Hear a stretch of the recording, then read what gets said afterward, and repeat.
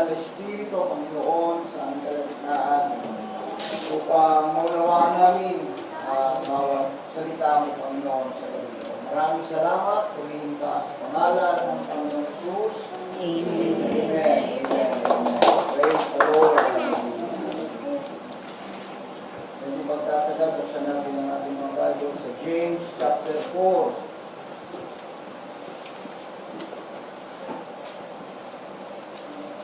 Verse 13. Magsipalito kayo ngayon, kayo nagsisipagsabi ngayon o bukas, ay magsiparoon kami sa gayong bayan at titira kami doon sa isang taon at mga ngalakal at magtutubo. Kayo ang hindi nakakaalam ng mangyayari bukas, ano ang iyong buhay. Kayo may isang singaw na sa sandaling panahon ay lumilitaw at pagkatay nakatawi. Amen. Makakaupo na tayo mga kapatid. Making our life count for Christ.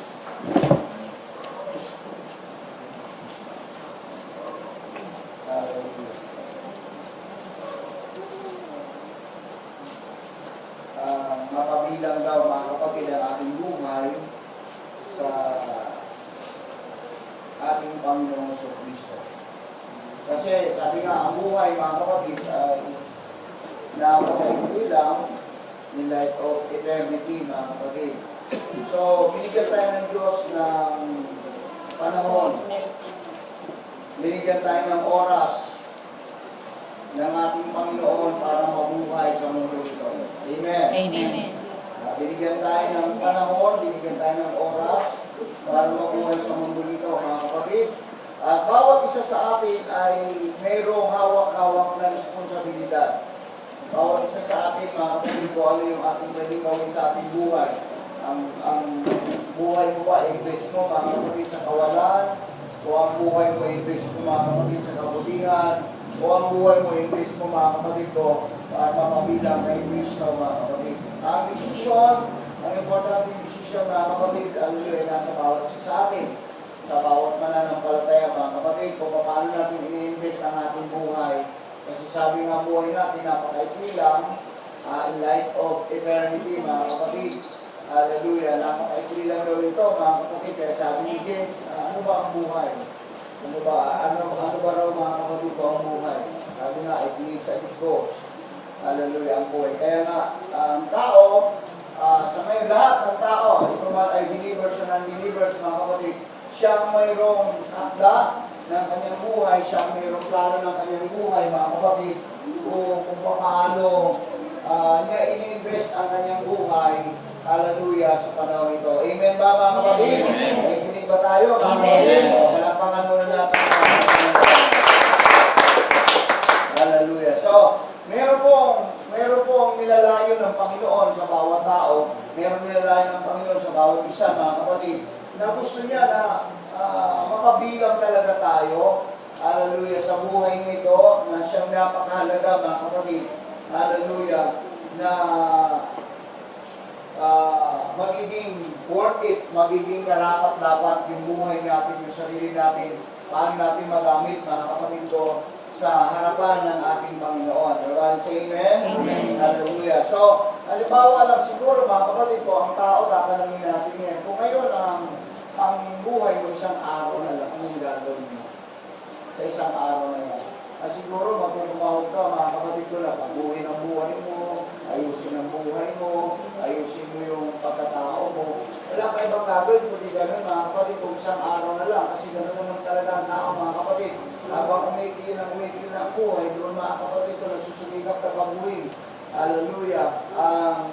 Ang pagkatao, mga kapatid, hallelujah. Amen? Amen. Kaya nga, dito, habang maaga pa, habang malakas pa, habang matagal pa, ang bawat isa, mga kapatid, ay sikapin na talaga natin, mga kapatid ko, na mapabilang. Hallelujah. Maging karapat-dapat. Magamit ng ating Panginoon, mga kapatid, na walang pag-alinlangan, walang pagreklamo, walang hesitation, mga kapatid, kundi ang buhay natin ay talagang masabi natin, mga kapatid, na ito ay magamit ng ating Panginoon. As a Christian, ang layunin ng Panginoon, mga kapatid, sa buhay natin ay magamit tayo, mga kapatid ng Panginoon. Sabi nga, sino ba ang gagamitin ng Panginoon sa mundo ito, kundi ang kanyang mga tinawag. Everybody say amen? Amen. Hallelujah. Kaya nga, it depends upon, mga kapatid, kung nasa atin talaga yun, as a Christian, kung paano at saan, at kung anong aspeto tayo pwedeng gamitin ng Panginoon. Gugulin mo ba ito sa mabuti? Gugulin mo ito sa paggawa ng mabuti? O gugulin mo ito sa kakaisip na walang kabuhay-buhay na kaisipan, mga kapatid ko? Hallelujah. At gugulin mo ba ito, mga kapatid ko, para palawakin, pagandahin ang sarili mong buhay, mga kapatid, without Christ. Hallelujah. So, yun yung isang mga pagkakamali na napakaraming tao, mga kapatid. Ang mga tao ngayon, nagpakayaman, talagang umasenso ang buhay, nag-abroad, mga kapatid ko, para umasenso ang buhay, nakalimutan naman ang Diyos.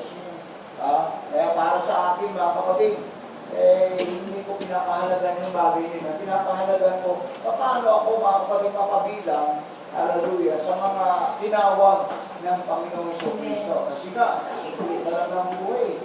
Sabihin mo ba ngayon, 16 years old ka, maikli pa rin yan. Sabihin mo ba ngayon, 18 years old ka, maikli pa rin yan. O sabihin mo, 40 years old ka, maikli pa rin yan, mga kapatid ko. O pag-usapan natin ang buhay. Amen? Kaya nga ngayon, sa panahon ngayon, mga kapatid, ang nais ng Panginoon ay makasiguro at maniguro at maging sigurado ang bawat tao na nabubuhay sa silong ng langit. Kasi what is the meaning of life? Ano ba ang buhay, mga kapatid? Isang singaw na darating, mga kapatid, at mawawala, mga kapatid. Ipapanganak, maya-maya lang, tatanda na. Hallelujah. Magkakaapo na, mga kapatid, lilipas sa mundo ito. Ang mundo roon, mga kapatid, ng Panginoon, ano ba ang gagawin mo habang ito ay narito? Amen.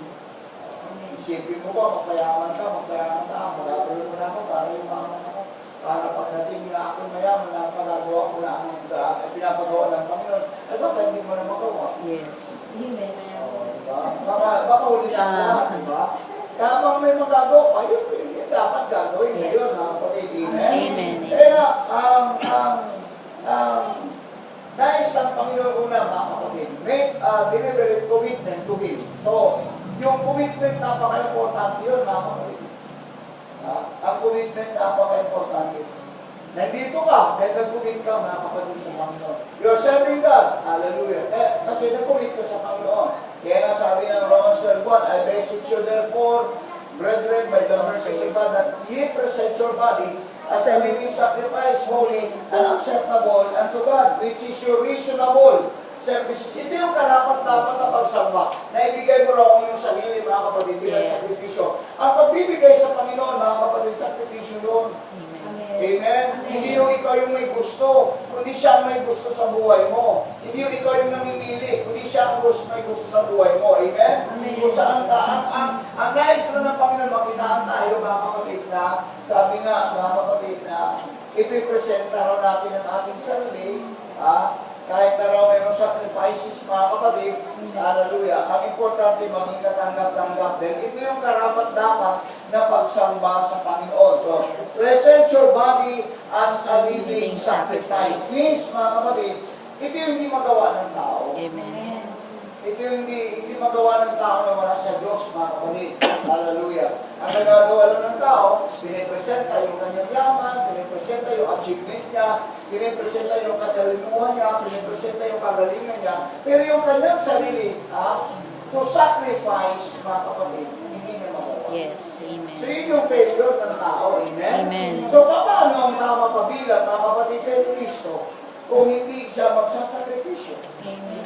So sa lahat ng ating gagawin, mga kapatid, hallelujah, ay mayroong kaakibat na sakripisyo. Yes. Wala namang instant, mga kapatid. No, there's mayroong instant. Pero instant, mga kapatid ko, achievement, wala. You need to sacrifice in order for us to achieve our goal, mga kapatid, in life. Kailangan mayroong ka talagang sakripisyo sa buhay. Amen? Amen. Ang pagpunta rito, sabihin mo ng sacrifice. Pero merong kaakibat lahat yun, mga kapatid. Likewise, o katulad yung dati, ano ba ang ginagawa mo nung dati? Wala, di ba, mga kapatid? Ano ba ang na-achieve mo nung dati, mga kapatid? Di ba, wala. So, sa Panginoong Kristo, marami kang ma-achieve. sa Panginoon Jesucristo, maraming ang makamtan, mga kapatid. So, ang isa lang dahil importante, ang keyword dito is, living sacrifice. Offer your life as a living sacrifice. So, sa lahat ng gagawin natin, pag-usapan na natin, mga kapatid ko, ang physical and spiritual, mga kapatid, kailangan ng sacrifices. Yes. Amen. Amen. May nabasa ko, mga kapatid, sa isang diaryo, ang author nito si Confucius. Sabi niya, mga kapatid, huwag kang mapagod, huwag kang manghina sa pag-aaral. Mag-aral ka na mag-aral, at ang iyong mga napag-aralan ay ituro mo sa iba.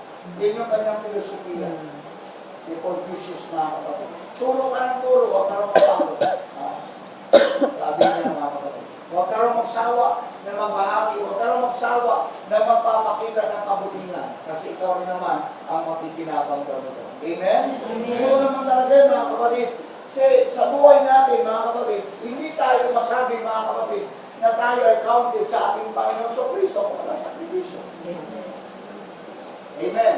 Amen. Lahat yun, mga kapatid, ang buhay po natin, mga kapatid ko. Kaya nga, commandments ang Panginoon yan, mga kapatid, para mapatatag, para mapalakas yung ating spiritual na katayuan. Walang lumalakas sa Kristiyano, walang tumitibay, at walang natututong Kristiyano kung walang sakripisyo. Amen. Ang pag-aaral ng salita ng Diyos, sakripisyo yan. Pabayaan mo, hindi ka matututo. Amen. Amen. Amen. Ayun, totoo. Lahat, mga kapatid, na gagawin natin para mapabilang tayo, mga kapatid ko, kasi una niya ginawa yun eh. Kasi kung hindi siya nag-sacrifice, mga kapatid, hindi niya sinacrifice ang kanyang sarili sa mundo ito, walang maligtas. Yes. Ganon din ang church. Ganon din tayo ng mga tinawag ng Panginoon. Amen ba, mga kapatid? Amen. Kaya nga, ang nais ng Panginoon, sabi nga, God wants us to make ourselves available for service. Ibig sabihin, hindi ka hisitan, hindi ka magre-reklamo. Hindi ka mapapanghinaan, mga kapatid. Available ka palagi, mga kapatid ko, sa paglilingkod ko sa Panginoon. Hallelujah. Kasi, yun yung sinasabi ng Panginoon, mga kapatid. Amen? Amen. Hindi mo pwede, hindi mo kaya, mga kapatid. I can do all things through Christ. So, without Christ, hindi ka talaga, hindi mo talaga makaya ang lahat ng bagay sa buhay na ito, mga kapatid. Amen? Amen. Hallelujah. Sabi ko nga kanina, meron akong kinounsel na kapatid. Sabi ko, yun ang problema natin eh. Gusto natin ang buhay natin sumaya, gusto natin ang buhay natin gumanda, hindi naman tayo nagsisimba. Yes.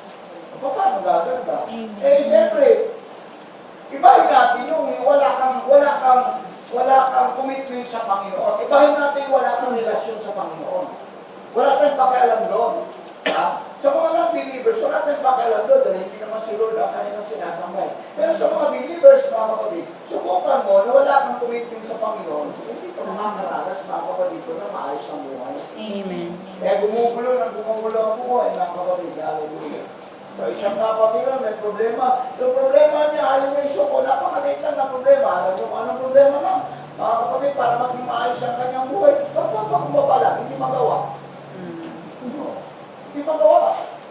Kung nakagawa ng hindi mabuti siya na paano sabi ng isang mga naras, nasaan ba yung justisya? Ikaw na nga yung gumawa ng masama, ayaw mo pang suko. Pakumbaba. Ayaw mo pang mapakumbaba. Ay, mananatili kang magulo ang buhay mo. Nagtatawanan, nagkakasiyahan ng simbahan. Ikaw, nagmumukmo ka para kang ipis. Nakulang na lang, sundutin, pukpukin, at mamamatay na. Diba? Ganon ang Kristiyano. Ang problema dumarating sa buhay ng isang Kristiyano, mga kapatid, at magiging, magiging isolated siya, mga kapatid, kapag ang problema niya, hindi niya kayang solusyonan. At ang solusyon nasa Panginoon. Amen. Kung pinag-usapan, mga kapatid ko, yung kaguluhan, problems, mga kapatid, nangyari between, mga kapatid ko, believers to believers, simple lang naman ang parati. Be humble. Yes. Pakumbaba ka. Aminin mo kung nagkamali ka, tapos na. Wala Amen, nang samaan ng loob, wala nang kabigatan, mga kapatid. Amen? Amen. So yun yung sacrifices eh. Na hindi magawa ng napakaraming Kristiyano, mga kapatid. Tinatawag ng Kristiyano, hindi naman marunong magpakumbaba. O paano ka lalaya? Amen. Eh, mahirapan ka lang. Amen. Amen. Maraming gano'n, mga kapatid. Di ba? Maraming gano'n, mga kapatid ko, sa buhay na ganito, hindi kayang gawin, mga kapatid, kayang gawin kasi sabi nga, I can do all